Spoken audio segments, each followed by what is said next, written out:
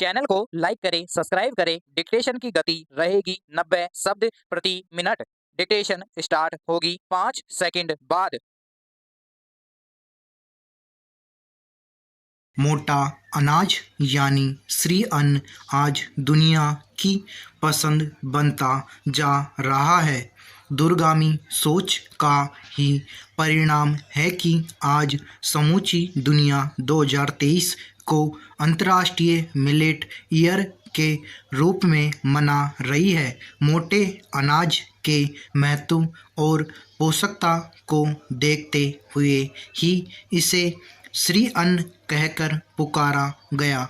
देखा जाए तो जब 2018 में भारत ने मोटे अनाज को पोषक अनाज घोषित करने के लिए विश्वव्यापी अभियान चलाया, तब पूरी तरह से आश्वस्त नहीं थे कि संयुक्त राष्ट्र संघ मोटे अनाज के महत्व को समझते हुए 2023 को इंटरनेशनल मिलेट ईयर घोषित कर देगा।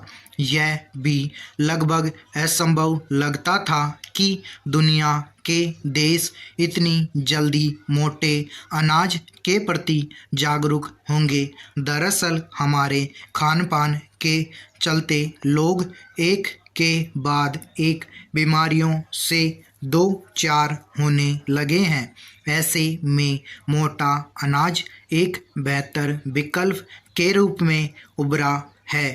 पर जिस तरह से अभियान चलाकर मोटे अनाज को प्रमोट किया गया है, उससे देश विदेश में मोटे अनाज का गुणगान होने लगा है। मोटापा, डायबिटीज, विटामिन्स की कमी, बढ़ती हार्ट डिजीज, एनीमिया, पाचन संबंधी दिक्कत और कैल्शियम की कमी, या यूँ कहें कि अच्छा खाने के बाद भी खोखले होते शरीर के कारण केमिकल्स पर आधारित दवाओं से अलग हटकर अब लोग मोटे अनाज में विकल्प खोजने लगे हैं। खरीफ की प्रमुख फसल बाजरा का तो इस साल और अधिक उत्पादन होने जा रहा है।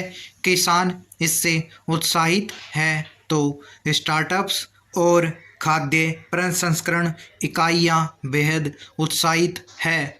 दरअसल गई शताब्दी के छठे सातवें दशक तक हमारे यहाँ खासतौर से गाँवों का मुख्य भोजन मोटा अनाज ही रहा है।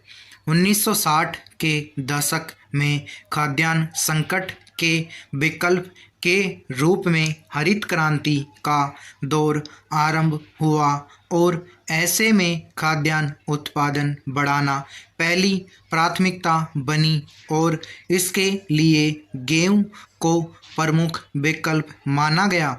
इसके बाद एक और गेहूं के आयात, गेहूं के उत्पादन बढ़ाने और उत्पादन बढ़ाने के नाम पर रासायनिक उर्वरकों का दौर शुरू हुआ। रासायनिक उर्वरकों के उपयोग को बढ़ावा देने के लिए प्रचार तंत्र को एग्रेसिव किया गया और आज हमारे कृषि वैज्ञानिकों, नीति नियंताओं और अन्नदाता की मेहनत से देश खाद्यान्न को लेकर आत्मनिर्भर बन गया है। कोरोना त्रासदी से लेकर अब तक ज़रूरतमंद लोगों तक निःशुल्क खाद्यान्न की उपलब्धता बड़ा सहारा बनी है। हरित क्रांति समय की मांग थी और आज भी है, पर अब समूची दुनिया में रासायनिक उर्वरकों के अत्यधिक उपयोग से होने वाले दुष्परिणामों और नित नई बीमारियों से त्रस्त होने के कारण विकल्प तलाशा जाने लगा है और मोटे अनाज को दुनिया के देश बेहतर विकल्प और आशा के रूप में देख रहे हैं। इसमें कोई दो राय नहीं कि एक समय था जब मोटा अनाज प्रमुख भोजन होता था। आज भी दुनिया में कुल उत्पादित मोटे अनाज में हमारे देश की भागीदारी 41% है।